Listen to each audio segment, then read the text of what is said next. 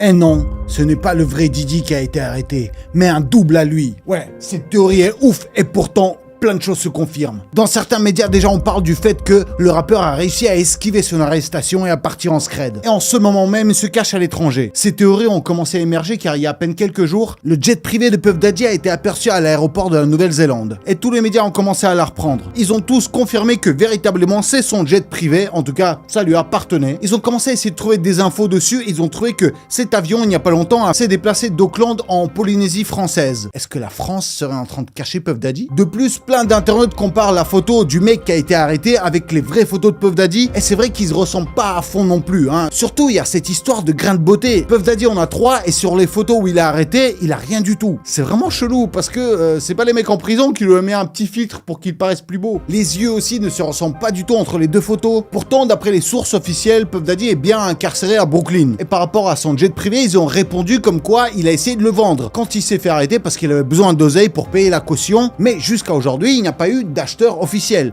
Donc ce jet privé reste en vendu officiellement. Il y a aussi des nouvelles vidéos crades qui ont commencé à leaker de leur soirée freak off.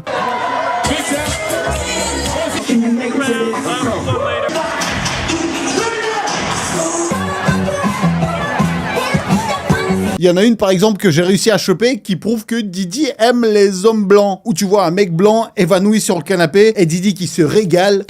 When he comes to a P. Diddy party, this is what happens to the white man. It's so unfortunate. I put him to sleep. Je peux pas vous la montrer là, elle est sur mon Telegram, donc n'hésitez pas à vous abonner. Mais c'est vrai que la vidéo parle d'elle-même et surtout c'est super crade ce qu'il raconte dessus. Je vous ai déjà parlé de Puff Daddy, mais il y a eu tellement de news depuis. Et je vois que vous kiffez ces thèmes, alors un maximum de likes pour me soutenir. Alors mes Yagadou, êtes-vous prêts à découvrir les nouveautés sur cette histoire sale de Diddy? Des infos que vous ne découvrirez nulle part ailleurs? Alors... Et c'est parti!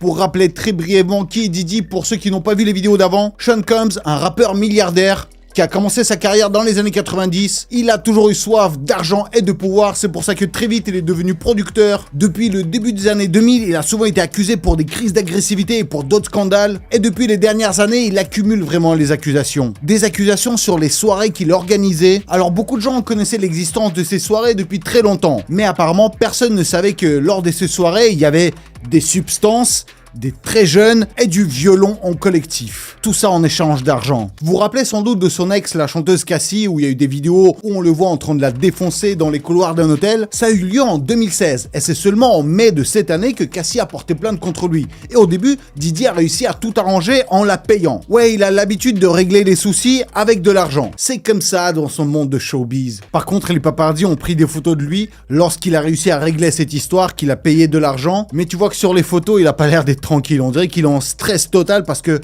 il sent que c'est le début et qu'il pourra pas payer tout le monde. Oui, parce que Cassie a ouvert une porte envers les accusations. Et aujourd'hui, il existe une liste de 120 personnes qui ont officiellement porté plainte contre Diddy. Plus de 100 personnes parmi eux l'accusent d'agression saxophonique, dont 25 personnes ont été mineures lorsque c'est arrivé. Tous ces crimes ont commencé à exister depuis l'année 91 et apparemment le plus jeune d'entre eux serait un garçon de 9 ans. L'avocat qui est contre Diddy raconte que lors de ces soirées, on leur mettait quelque chose dans leur verre pour les endormir et pour qu'ils perdent conscience. Et parmi les victimes, t'as des jeunes Justin Bieber, ou alors même pire, il y a Macaulay Culkin. Eh ouais, c'est le petit de maman, j'ai raté l'avion.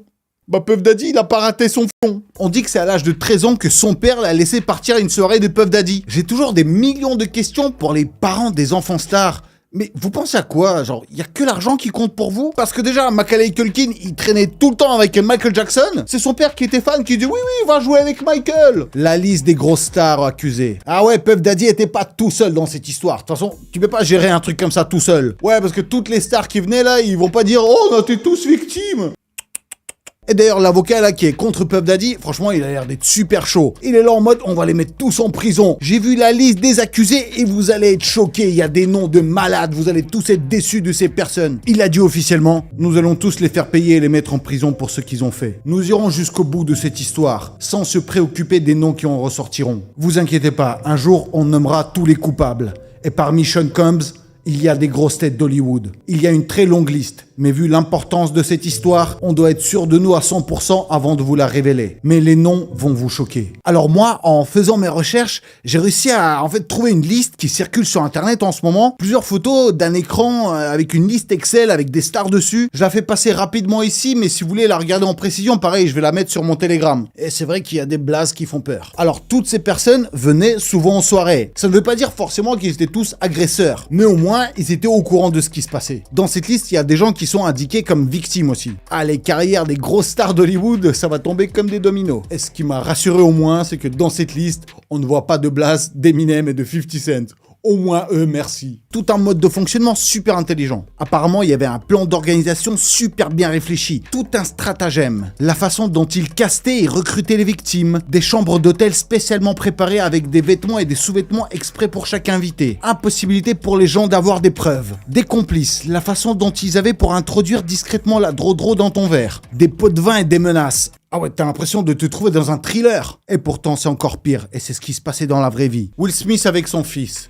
Alors c'est une théorie que j'ai beaucoup de mal à croire, peut-être parce que j'essaie d'être aveugle, parce qu'à la base, moi j'étais fan de Will Smith, et essayer d'imaginer que c'est un mec qui est responsable des trucs aussi hardcore, ça me fend le cœur, je sais pas comment réagir. T'as l'impression que tu peux être fan de personne, qu'il faut se méfier de tout le monde. Mais il y a beaucoup de théories qui mettent Will Smith à fond dans cette sauce. Bon, déjà effectivement, ils étaient très potes avec Diddy, ils faisaient des morceaux ensemble, et il y a énormément de photos de Will Smith sur les soirées avec Diddy. Ils allaient à d'autres soirées, ils donnaient des interviews ensemble avec leurs enfants et leurs femmes. Alors il y a des vraies vidéos qui existent qui montrent que Will Smith a été à une soirée Freak Off de Puff Daddy, où on voit sur des photos que des gens mangeaient sur des femmes nues. C'est-à-dire des femmes nues étaient des assiettes.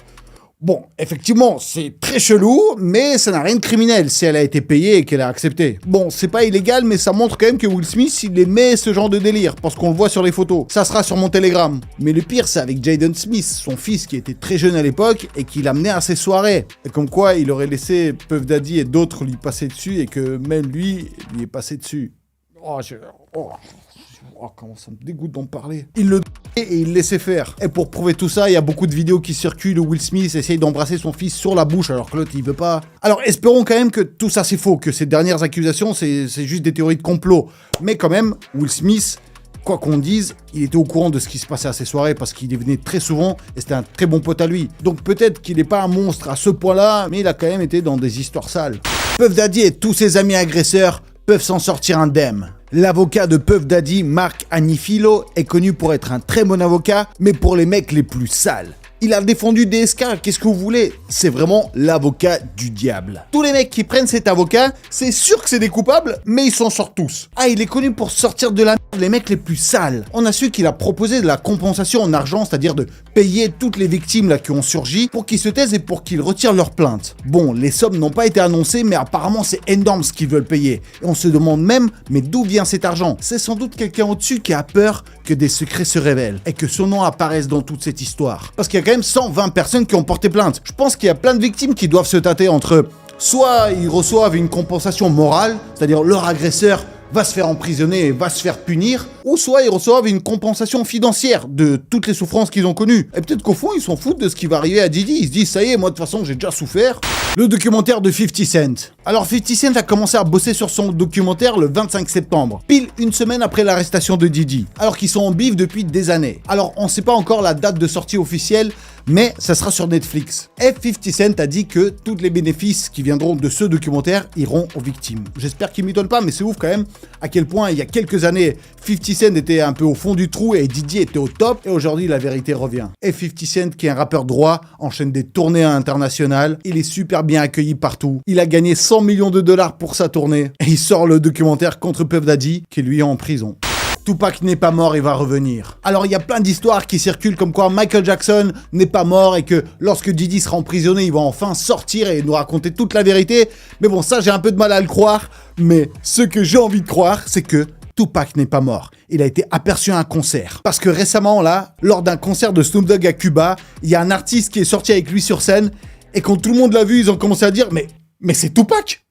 Snoop Dogg, il a ramené Tupac. Des gens ont remarqué que la dentition était exactement la même, les yeux, le nez, parce qu'effectivement, l'âge correspond, parce que Tupac, aujourd'hui, aurait à peu près 50 ans. Et surtout, t'as envie d'y croire quand tu vois la réaction des gens quand ils ont vu cet artiste sortir sur scène, alors qu'ils le connaissent pas, ils ont tous commencé à crier « Tupac! Tupac !» limite à chialer. Parce que Diddy, il était accusé de la disparition de Tupac, donc ça voudrait dire que si Diddy est emprisonné, bah Tupac, enfin, il peut revenir et il a plus peur. Et donc apparemment, voilà, petit à petit, il commence à sortir de sa tanière et à montrer à tout le monde qu'il est en vie. Alors je sais pas s'il faut croire à ça, s'il vous plaît, dans les commentaires, dites-moi, vous y croyez ou pas? Mais ce serait énorme quand même. C'est à cause des élections. Bon, en tout cas, il y a énormément de théories qui circulent sur cette histoire. En fait, j'ai l'impression que tous les jours, je ne vois que Diddy de partout. C'est Diddy, Diddy, Diddy. C'est comme s'il essaye d'accaparer toute notre attention. Et c'est comme s'il essaye de cacher quelque chose. Et moi, je me dis, mais qu'est-ce qu'il y a de si important aujourd'hui en ce moment qu'ils essaient de cacher? Et c'est vrai qu'aux États-Unis, il y a les élections. Et Donald Trump est connu pour être un très bon pote à Diddy.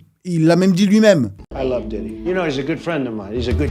Il y a des photos où ils sont en famille, en soirée, qui ont circulé. Mais c'est ouf que tout ressort que maintenant. Toutes les accusations ressortent. Le livre autobiographique de Kim, son ex-femme, qui est morte, elle dit dedans que c'est un monstre, qu'il agresse tout le temps. Mais derrière, il y a des gens qui disent que c'est pas une vraie autobiographie, que c'est pas elle qui a écrit. Eminem dans ses couplets qui n'arrête pas de placer des messages sur Puff Daddy. Plein de jeunes filles artistes qui racontent dans les médias quand elles étaient invitées aux soirées de Puff Daddy, comment c'était horrible, comment elles se sont fait maltraiter. Et moi je me dis, mais pourquoi vous le racontez que maintenant? Toutes les infos en même temps. J'imagine que vous aussi, votre fil d'actualité, ce n'est rempli que de Diddy partout. Toujours des nouvelles photos, des nouvelles infos, mais moi j'en parle. Alors, est-ce que c'est pour accuser un candidat et cacher les défauts de l'autre? Ça serait juste énorme si le nom de Trump ressort officiellement dans cette liste. Ah, il y aura des chamboulements de malades. En tout cas, merci énormément pour votre soutien, pour vos partages de vidéos, pour vos abonnements. Ça, je l'oublie pas et je suis là avec vous. Et vous inquiétez pas, moi, je vais jamais vous décevoir. Je vais continuer à suivre cette histoire, vous balancer les nouvelles. On est ensemble, mais yagadou. Mettez un maximum de likes à cette vidéo pour m'encourager. Devenez membre de ma chaîne pour pouvoir discuter avec moi. Moi, je vous fais des gros yagadakis à tout le monde, sauf Diddy. J'ai déjà hâte de vous retrouver mardi pour une nouvelle vidéo qui va arriver effectivement très bientôt.